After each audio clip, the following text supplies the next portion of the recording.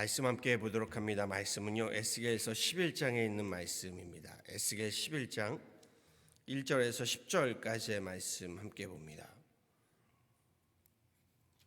구약성경 에스겔 11장 1절에서 10절까지의 말씀입니다.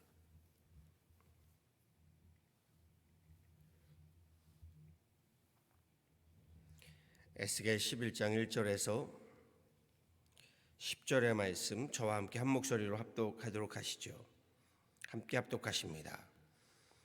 그때에 주의 영이 나를 들어 올려서 여호와의 전 동문 곧 동양한 문에 이르시기로 오니 그 문에 사람이 25명이 있는데 내가 그 중에서 아술의 아들 야하사냐와 분야의 아들 블라다를 보았으니 그들은 백성의 고관이라. 그가 내게 이르시되 인자야, 이 사람들은 불의를 품고 이 성중에서 악한 꾀를 꾸미는 자니라. 그들의 말이 집 건축할 때가 가깝지 아니한즉 이 성읍은 가마가 되고 우리는 고기가 된다 하나니, 그러므로 인자야, 너는 그들을 쳐서 예언하고 예언할지니라. 여호와의 영이 내게 임하여 이르시되 너는 말하기를 여호와의 말씀에 이스라엘 족속아, 너희가 이렇게 말하였도다.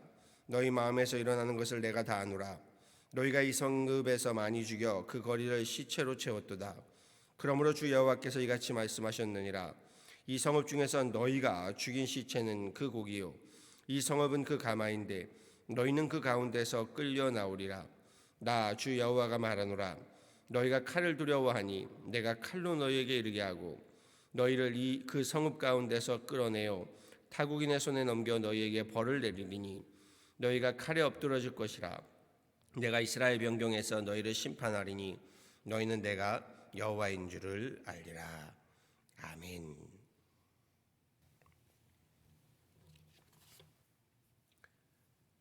하나님은 계속해서 에스겔에게 환상과 계시로 말씀을 하고 계십니다. 오늘 본문 11장에서는요, 환상과 계시에 이스라엘에 남아있는 자들에 대한 죄악과 저들에 대한 하나님의 심판, 진노에 대한 말씀이시죠. 먼저 1절 말씀 보았더니요, 에스겔이 성전 동문 쪽에 25명의 백성의 고관들, 말하자면 고위 공직자들에 대한 환상을 보게 됩니다. 하나님은 저들을 불의를 품고 악한 꾀를 꾸미는 자들이라고 말씀하십니다. 2절 말씀이지요. 그가 내게 이르시되 인자야, 이 사람들은 불의를 품고 이 성중에서 악한 꾀를 꾸미는 자니라.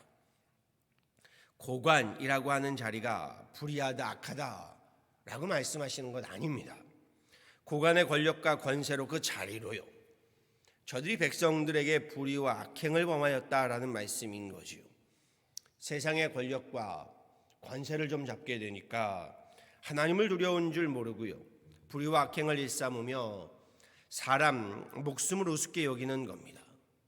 저들이 말씀에서 보았더니요, 우리 그 세상의 권력과 권세로 사람 목숨을 우습게 여기며 자신들이 그 가마에 고기를 얻게 된다라고 이야기하고 있습니다.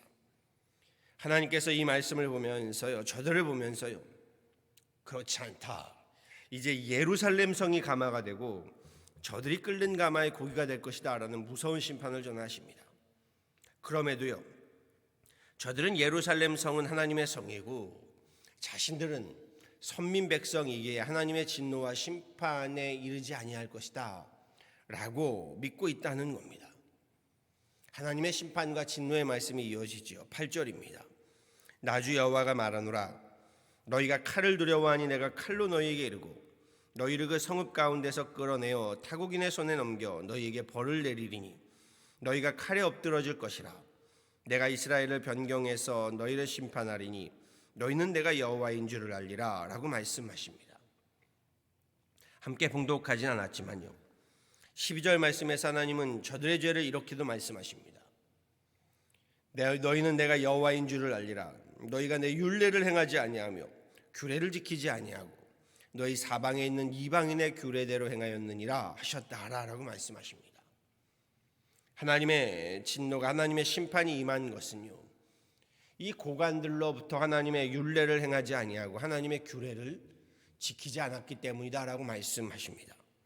저들이 이방인의 규례를 따르며 불의와 악행을 범하였기 때문이다라고 말씀하십니다. 이스라엘의 고관들로부터 하나님의 계명을 따르지 않고요, 하나님의 말씀을 우습게 여기니 백성들이 따를 리가 만무한 거지요.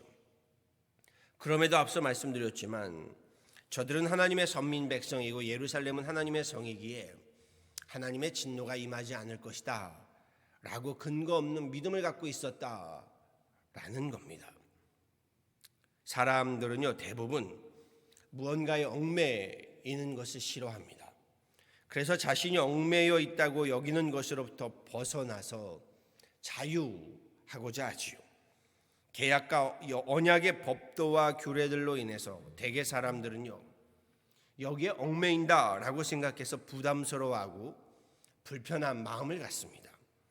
하나님은 이스라엘의 백성들과 언약을 맺으시죠. 이 언약은 하나님이 이스라엘의 하나님이 되어주시겠다는 약속이고요, 축복입니다.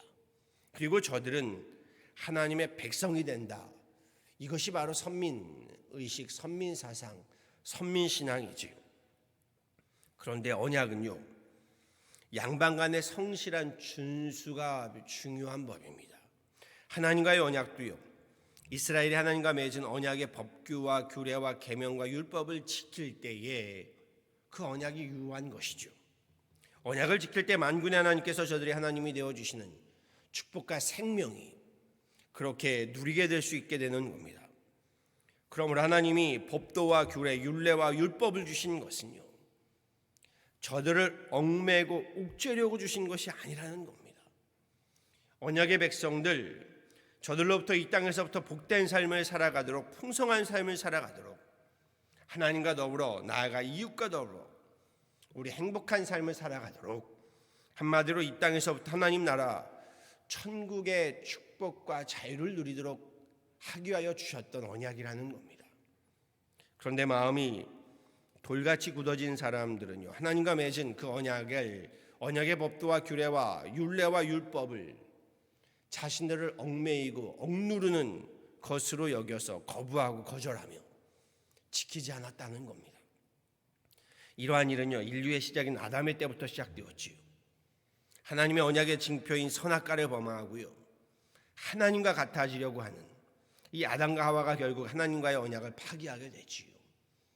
그 선악과를 통해서 내가 하나님처럼 되고자 하는, 하나님의 그 율례와 율법으로부터 자유하고자 하는, 그러면 더 자유해지고 더 행복해지고 더 풍성해질 것이라고 믿었던 겁니다. 왜요? 다름 아닌 사탄이 그리 될 것이라고 철석같이 이야기했기 때문입니다. 유혹이었고 미혹이었던 것이죠. 하나님과의 언약을 파기하면서 어찌 되었나요? 더 자유해지고 행복해지고 풍성해지기는커녕 천국의 에덴 동산으로부터 쫓겨나게 되고 말지요. 하나님과의 사이에 죄가 들어와 자리를 잡게 되면서요, 도리어 죄의 포로가 되고 사탄의 노예가 되어서요, 세상에 얽매여 살게 되는 존재가 되고 말았습니다. 에스겔이 말씀을 선포하는 시대가 그랬습니다. 하나님과의 언약을 지키지 않고요, 법도와 규례와 율례와 율법을 지키지 않으므로 이스라엘은요, 스스로가 패망의 길로 접어들고 말았습니다. 그리고요, 이것이 바로 사탄이 하는 일입니다. 우리로 끊임없이 하나님과의 언약을 파기하도록 유혹합니다. 그리해야 자유롭고 행복하고 풍성할 것이라고 말합니다. 그런데 절대로 그렇지 않다는 겁니다. 사탄의 목적은요, 절대로 우리를 자유롭고 행복하고 풍성하게 하는 것이 아닙니다. 도리어 사탄의 포로가 되게 하고요, 죄악의 노예가 되게 하고요, 파멸과 죽음에 이르게 하는 것이 목적입니다. 사탄이야말로 우리를 억누르고 옥죄이는 존재라는 겁니다. 하나님의 계명과 법도는요, 억압과 파멸에 이르게 하려는 것이 아님을 분명히 하셔야 합니다. 사탄이 유혹하고 미혹하는 죄악의 길, 죽음의 길, 패망의 길에서부터 돌이켜 생명의 길, 구원의 길, 행복의 길, 자유의 길로 인도하고자 함임을 기억하셔야 합니다. 에스겔 11장의 말씀에서요, 이 11장의 말씀에 19절의 말씀이 참 은혜가 됩니다. 우리가 함께 봉독하지 않았던 19절에 이렇게 말씀하십니다. 내가 그들에게 한 마음을 주고 그 속에 새 영을 주며 그 몸에서 돌 같은 마음을 제거하고 살처럼 부드러운 마음을 주어 내 율례를 따르며 내 규례를 지켜 행하게 하리니 그들은 내 백성이 되고 나는 그들의 하나님이 되리라. 에스겔에게 명하신 하나님의 말씀과 같이요, 오늘 우리들에게도 필요한 것이 하나님 언약에 대한, 하나님 말씀에 대한 부드러운 마음, 새 영이라는 겁니다. 하나님과의 생명의 언약, 그 언약의 축복을 회복할 수 있는 방법은요, 우리의 완악하고도 패역한 마음을 저버리고요, 하나님 앞에 부드러운 마음으로 엎드림, 그리함으로 우리 심령에 새 영이 임하게 됨으로 가능하다는 겁니다. 그렇지요, 죄악의 영이 아닌 성령의 영으로 새 영이 부어져야 합니다. 다윗이 이를 두고 이렇게 기도했지요. 하나님이여, 내 속에 정한 마음을 창조하시고 내 안에 정직한 영을 새롭게 하소서. 주의 얼굴을 내 속에서 돌이키시고 내 모든 죄악을 지워 주소서. 나를 주 앞에서 쫓아내지 마시며 주의 성령을 내게서 거두지 마옵소서. 시편 51편의 말씀입니다. 오늘 우리에게도요, 이 새 영이 필요한 줄 압니다. 돌 같은 마음을 완악하고 패역하고요, 고집을 통해 이 마음들을 제하고 부드러운 마음이 필요합니다. 새 영, 새 마음으로요, 이 세대를 본받지 않고요, 새롭게 함으로 우리 변화를 받음으로 하나님의 선하시고 기뻐하시고 온전하신 뜻을 분별하고 행함이 필요하다는 겁니다.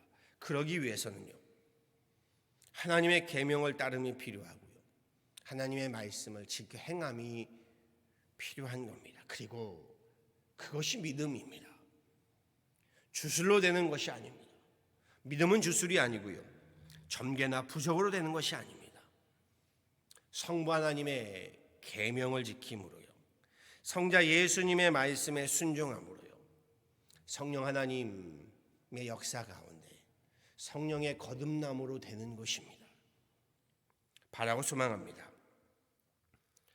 오늘도 우리 안에 돌 같은 마음을 제하고요, 하나님 앞에 부드러운 마음으로 우리 엎드리셔서요, 우리 안에 부어주시는 새 영을, 새 마음을 받아서 하나님은 나의 하나님이 되시고 나는 하나님의 백성이 되는 이 놀라운 풍성하고도 축복된 생명 가운데, 언약 가운데 거하는 저와 여러분, 우리 교회가 되어지기를요, 우리 구주 예수 그리스도를 받들어 간절히 축원합니다.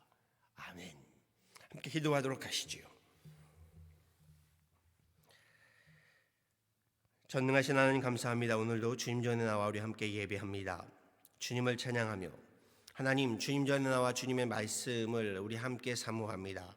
오늘 말씀처럼 주님, 우리가 하나님의 계명과 법도를 버리고 세상의 계명과 법도를 따르는 어리석은 자들 되지 않게 하여 주옵소서. 끊임없이 하나님, 사탄의 유혹과 미혹을 이겨내고 주님의 그 언약 가운데 거하는 자들 되게 하여 주옵소서. 그 축복의 언약, 생명의 언약, 은혜의 언약, 사랑의 언약 가운데 하나님 거하게 하여 주셔서 우리로 주님께서 우리에게 주시는 풍성한 꼴을 얻으며 생명의 하나님, 그 놀라운 은혜를 경험하며 살아가는 그런 귀한 하루하루가 되게 하여 주옵소서. 그리하기 위해서는 우리에게 하나님, 우리 다윗의 고백과 같이 율법을 주야로 묵상하며 하나님, 우리 안에 하나님 새 영을, 새 마음을 받아야 하는 줄 압니다. 성령의 거듭남을 통하여 우리 가운데 하나님 그 마음의 완악함을, 패역함을, 하나님 우리의 고집불통들을 내어버리고 하나님 앞에 부드러운 마음으로 새 영을 얻어서 성령으로 거듭난 자의 아름다운 삶을, 축복의 삶을 살게 하여 주옵소서. 하나님은 나의 하나님이 되고 나는 하나님의 자녀가 되는, 하나님의 백성, 하나님의 가정, 하나님의 교회가 되는 이 놀라운 언약 가운데 거하는 우리들 되게 하여 주옵소서. 오늘도 하나님의 말씀 안에 거하고 주님의 말씀에 순종하며 그렇게 주님의 언약 가운데 우리 함께 풍성한 생명의 꼴을 얻는 귀한 은혜의 하루 되게 하여 주시기를 간절히 바라와서 이 모든 것 우리 구주 예수 그리스도를 받들어 간절히 기도하였습니다. 아멘.